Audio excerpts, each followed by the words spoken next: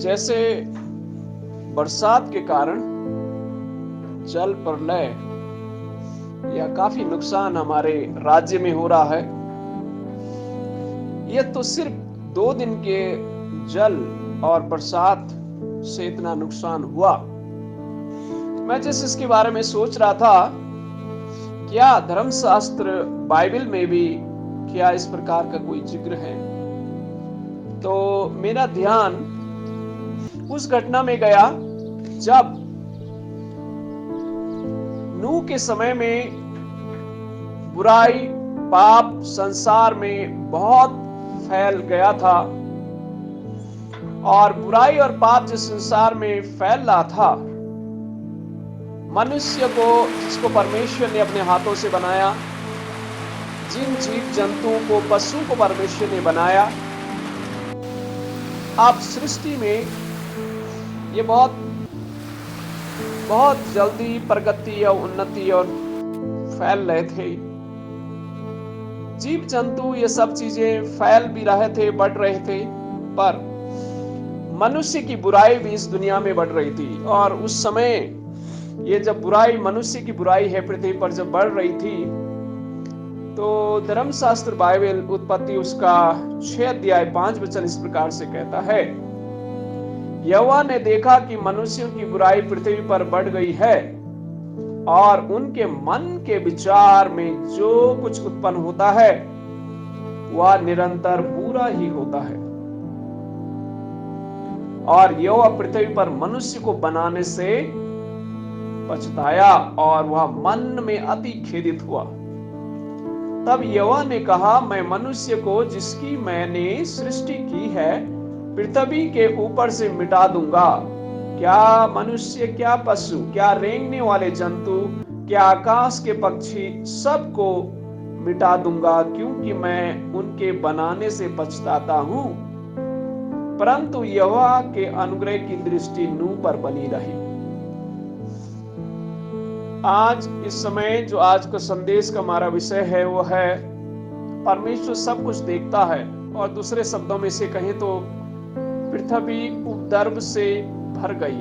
पृथ्वी में जब उपद्रव या पाप या बुराइयां जब फैलने लगी या बढ़ने लगी, 13 वचन इस प्रकार से कहता है, उत्पत्ति उसका 6 का 13 वचन, तब परमेश्वर ने नूह से कहा, सब प्राणियों के अंत करने का प्रश्न मेरे सामने आ गया है, क्योंकि उनके कारण पृथ्वी उपद्रव से भर गई है, इसलिए मैं उनको पृथ्वी समेत नष्ट कर डालूंगा।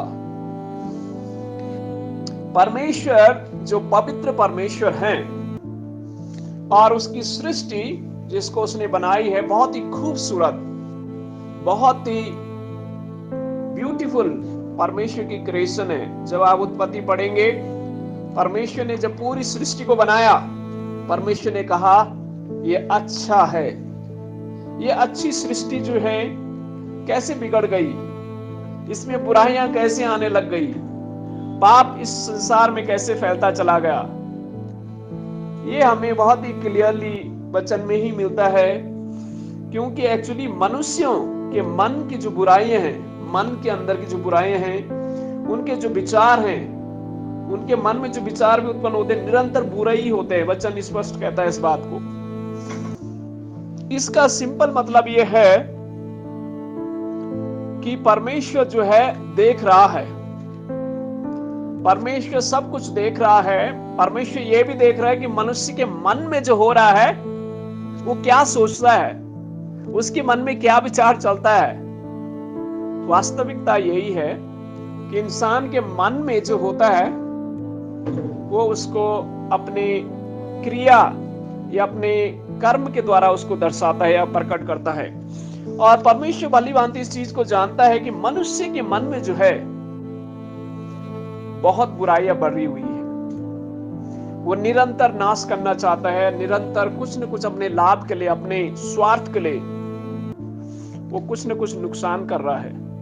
एक खूबसूरत सृष्टि जिसको परमेश्वर ने अपने हाथों से बनाया, इस सृष्टि में जो पेड़ हैं, जो जीव हैं, जो जंतु हैं, जो कुछ भी परमेश्वर ने रखा है, वो एक बहुत बड़े उद्देश्य के साथ परमेश्वर ने रखा है। अगर उन पेड़ों को काटोगे, उन जीव जंतुओं को मारोगे, तो ये जो इकोसिस्टम इस दुनिया का परमेश्वर ने सेट किया हुआ है, उसको एक संतुलित रीति से सृष्टि को इन पेड़ पौधों के माध्यम से, जीव जंतु के माध्यम से परमेश्वर जो संतुलित इस पूरे ब्रह्मांड को बना के रखा है, उस ब्रह्मांड की इस संतुलन को बिगाड़ने वाला कौन है? मनुष्य है। और मनुष्य हर समय जो है अपने मन में अपने स्वार्थ के लिए विचार करता रहता है। ऑफ कोर्स आई थिंक उस समय में भी इन पेड़ों को काटता होगा मनुष्य, किस चीज के लिए? ताकि अपने लिए घर बनाए, आग जलाने के लिए या कुछ अन्य कामों के लिए उन पेड़ों को नुकसान करता होगा। उन जीव जंतुओं को मारता होगा, उन जानवरों को मारता होगा खाने के लिए, अपने स्वार्थ के लिए। उनकी खाल को निकालता होगा कपड़ा बनाने के लिए। तो ये जीव जंतुओं को और पेड़ पौधों को, ये पूरी सृष्टि के जो सुंदर सृष्टि जिसको परमेश्वर ने बनाया है, उसको बिगाड़ने के लिए, उसको घात करने के लिए, उसे नुकसान पहुंचाने के लिए मनुष्य जो है शुरू से ही ये कार्य कर रहा है। और परमेश्वर सब कुछ देखता है। वचन 5 में लिखा है, यहोवा ने देखा, शब्द का इस्तेमाल किया, देखा। यहोवा ने देखा कि मनुष्य की बुराई पृथ्वी पर बढ़ गई है, उनके मन के विचारों में जो कुछ उत्पन्न होता है वो निरंतर बुरा ही होता है। मनुष्य के मन में निरंतर क्या होता है? बुरा ही उत्पन्न होता है। उस समय भी ये बुराई इंसान के अंदर थी और आज के समय में ये बुराई इंसान की अंदर है। और आपको चारों तरफ वो देखने के लिए मिलेगा। ये सिर्फ इस राज्य में नहीं, किसी भी राज्य में आप जाओ, मनुष्य कमाने में लगा हुआ है। वो चाहता है कि कहीं से न कहीं से उसे ही मिले, हर चीज को वो पाना चाहता है।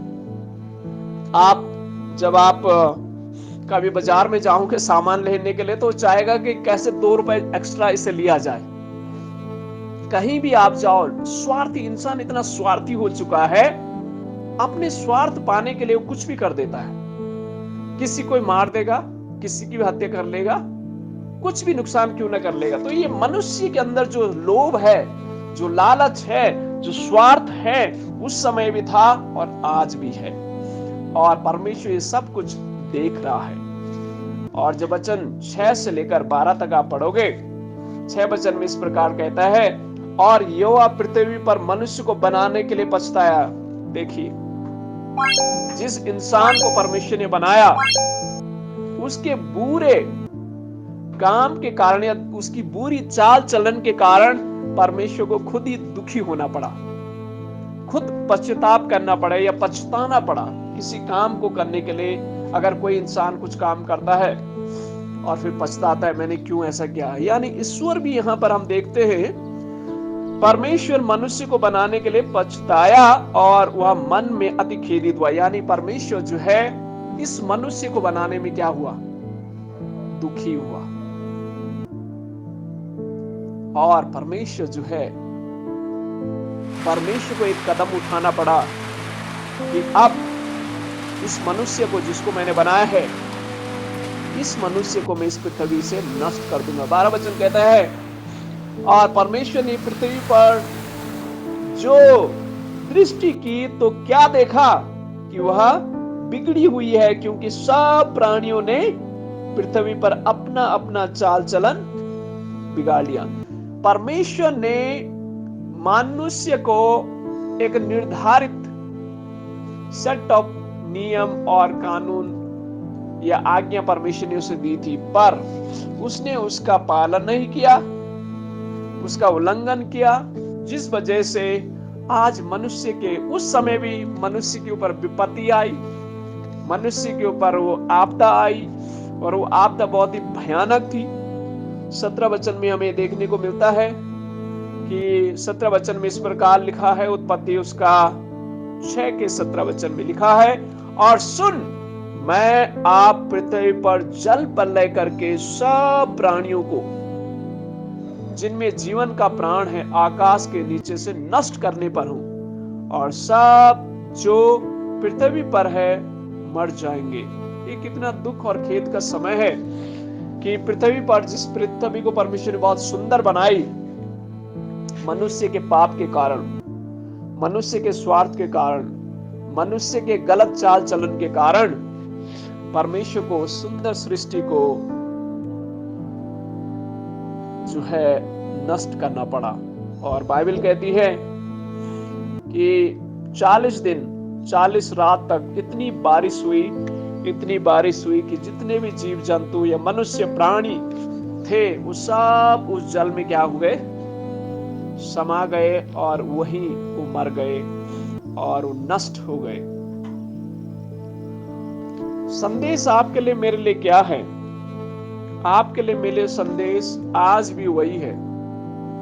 जो सृष्टि परमेश्वर ने बनाई है, इस सृष्टि में अगर आप और मैं अपने चाल चलन को सही नहीं रखेंगे, अपने व्यवहार को सही नहीं रखेंगे, आज भी परमेश्वर का प्रकोप जो है इस पृथ्वी पर विभिन्न आपदाओं के माध्यम से, विभिन्न माध्यमों से होता है। तो आपको और मुझे एक पाठ जो है हम नूह के जीवन से सीख सकते हैं कि इस बुरे भरे संसार में, इस बुराई भरे संसार में, जिस संसार में पाप, बुराई, गलत चाल चलन वाले लोग रह रहे थे, चाल चलन चल रहे थे, जिसकी वजह से परमेश्वर को इस पृथ्वी को नष्ट करना पड़ा, जल प्रलय से नष्ट करना पड़ा। अब परमेश्वर जो है इसी सृष्टि से परमेश्वर ने एक व्यक्ति जो है जिसको बचाया।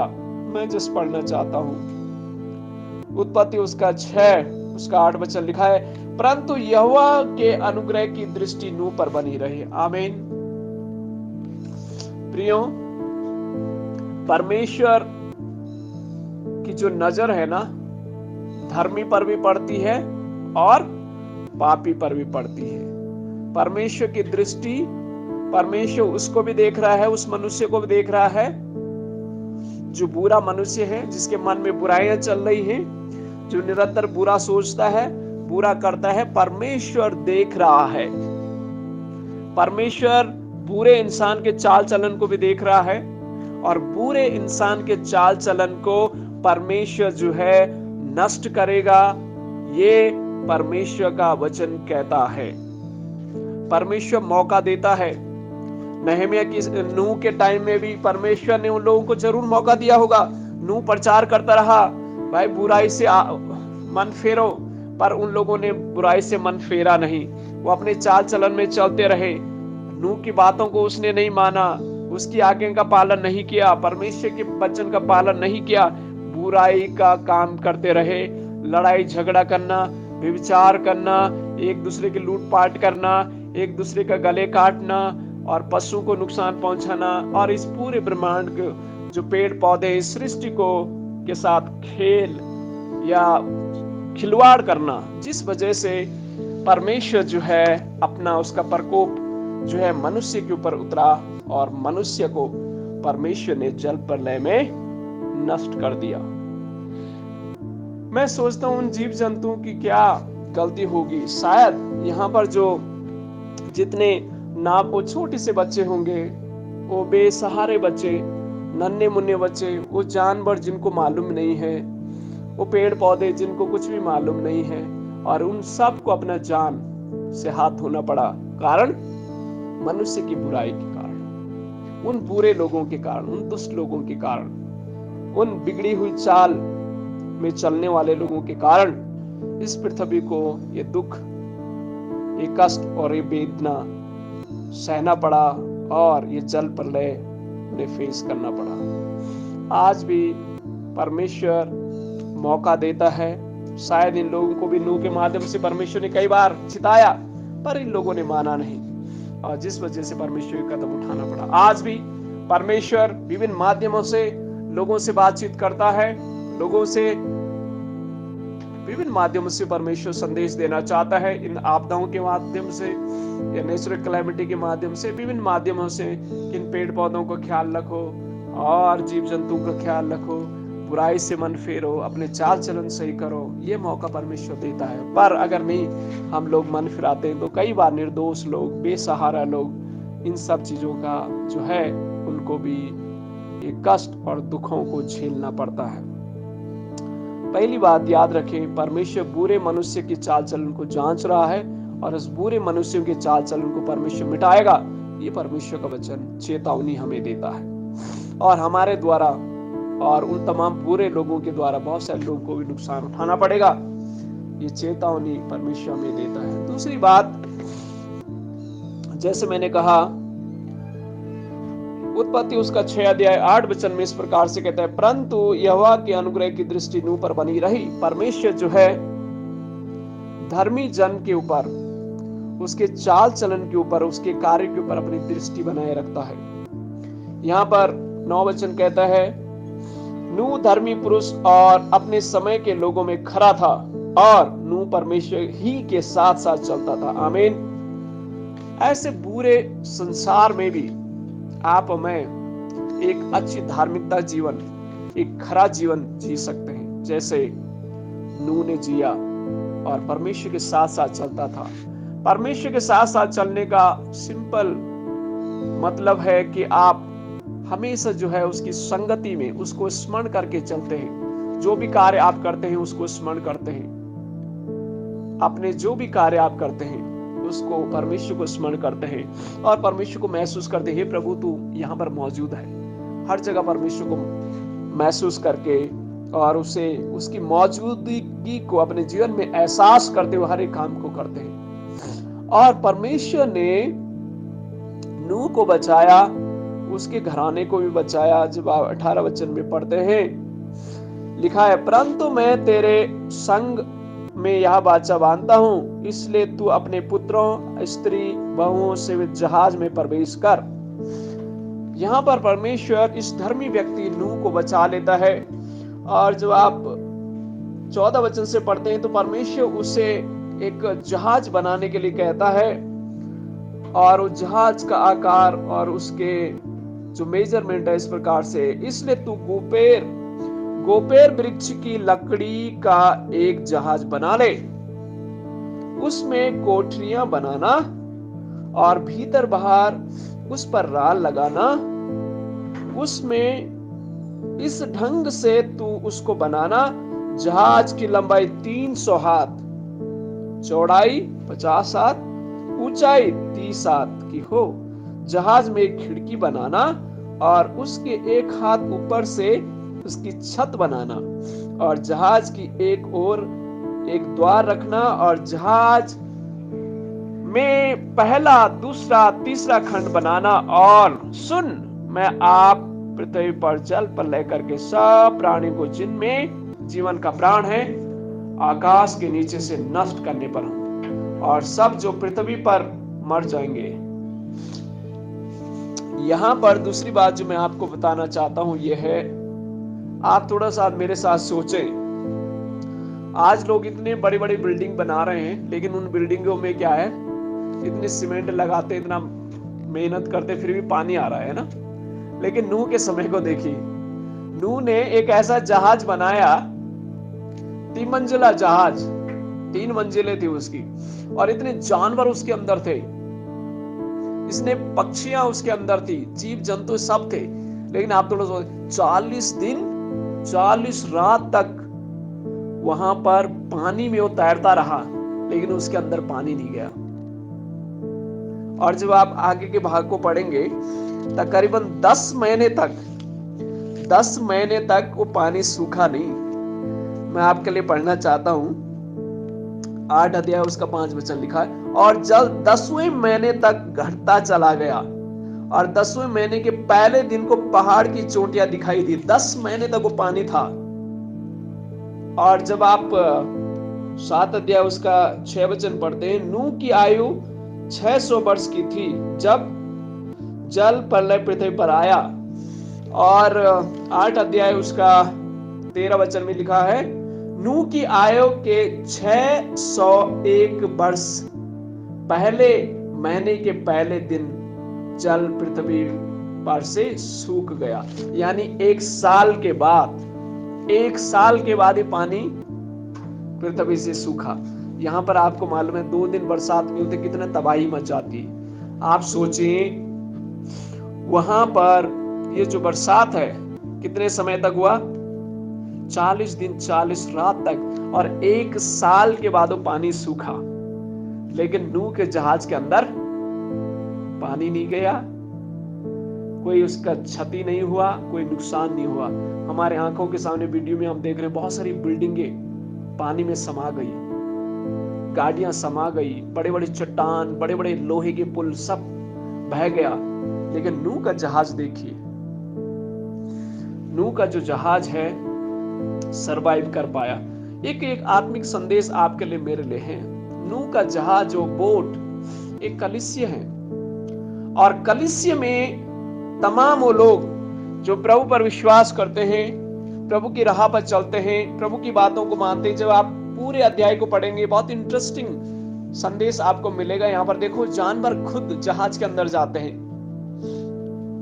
जीव जंतु जहाज के अंदर जाते हैं, 2-2 जोड़ा करके जहाज के अंदर जाते हैं, और कितने शांत से रहते हैं। आप थोड़ा सोचिए, उसमें भालू भी होगा, उसमें शेर भी होगा, उसमें लायन भी होगा, उसमें हाथी भी होगा, कुछ जिराफ भी होगा, चिड़िया भी होंगी, बंदर भी होंगे, मंकियां भी होंगे, है ना। मंकी मतलब वही बंदर है, लंगूर भी होंगे, विभिन्न प्रकार के जीव जंतु वहां पर जोड़े जोड़े होंगे। बड़े कितने शांत से वहां पर रह पाए होंगे। संदेश हमारे लिए यही है कि कलीसिया में विभिन्न प्रकार के लोग आएंगे, विभिन्न प्रकार की जाति समुदाय के लोग आएंगे, पर वो शांत होकर के रहने पाएंगे, क्योंकि जहां परमेश्वर की उपस्थिति होती है वहां शांति होता है, वहां मेल मिलाप होता है, वहां भाईचारा होता है, वहां प्रेम होता है। तो आप और मैं जो मसीह के पीछे चलने वाले लोग हैं, शांति प्रिय लोग बने, परमेश्वर के वचन में चलने वाले लोग बने। और नूह जैसे उस समय परमेश्वर की आज्ञा का पालन करता था। लिखा है 6 अध्याय 22 पद में लिखा है, परमेश्वर की इस आज्ञा के अनुसार नूह ने किया। नूह परमेश्वर की आज्ञा को मानने वाला व्यक्ति था, और जो परमेश्वर की आज्ञा को मानने वाला व्यक्ति था, जीव जंतु ने उसकी आज्ञा मानी, और जीव जंतु भी बचे, उसका परिवार भी बचा, और एक नया समाज, एक नई सृष्टि हमें यहाँ पर देखने को मिलती है। और 40 दिन और 40 रात की बरसात के बाद, यानी एक वर्ष के बाद, जब हमें नूह के उम्र के बारे में हमें जानकारी मिलती है, 1 साल के बाद जो है भूमि में फिर से नया सृष्टि के रूप में हमें पेड़ पौधे, जीव जंतु, पुनः एक नई सृष्टि, आप समझे एक नई सृष्टि है, एक नई सृष्टि वहां पर हमें देखने को मिलती है। तो आपके लिए मेरे संदेश यही है, परमेश्वर दुष्ट को भी देख रहा है, उनका नाश होगा, परमेश्वर धर्मी को भी देख रहा है, उनको परमेश्वर आशीष देगा, और उनकी सृष्टि जो है उसका कभी अंत नहीं होगा। आमीन। प्रभु यीशु मसीह पर जो विश्वास कर, नूह का जहाज एक कलीसिया है, कलीसिया में लोग जो प्रभु पर विश्वास करते हैं, प्रभु के वचन पर चलते हैं, वो एक नई सृष्टि है, वो नाश नहीं परंतु अनंत जीवन को प्राप्त करेगी, और परमेश्वर उन्हें बचाएगा जो उसके आज्ञा का पालन करते हैं। तो परमेश्वर इस वचन के द्वारा हमें आशीष दे और मदद करे कि हम परमेश्वर की आज्ञा का पालन करें और परमेश्वर के पीछे चलें, और लोगों को भी परमेश्वर के राह में लेके जाएं, नूह के समान। और नूह का घराना बचाया गया, उसने जीव जंतु को बचाया, एक नई सृष्टि उसने फिर से रचाई, और आप और मैं भी एक नई सृष्टि को रचा सकते हैं, एक धर्मी कम्युनिटी को स्थापित कर सकते हैं। परमेश्वर हमारी मदद और सहायता करे कि हम भी नूह के समान आज्ञाकारी बने, प्रभु के पीछे चलने वाले बने, और दूसरों को भी प्रभु के पीछे चलाने के लिए अगुवाई करने वाले लोग बने। परमेश्वर इस वचन के द्वारा हमें आशीष दे।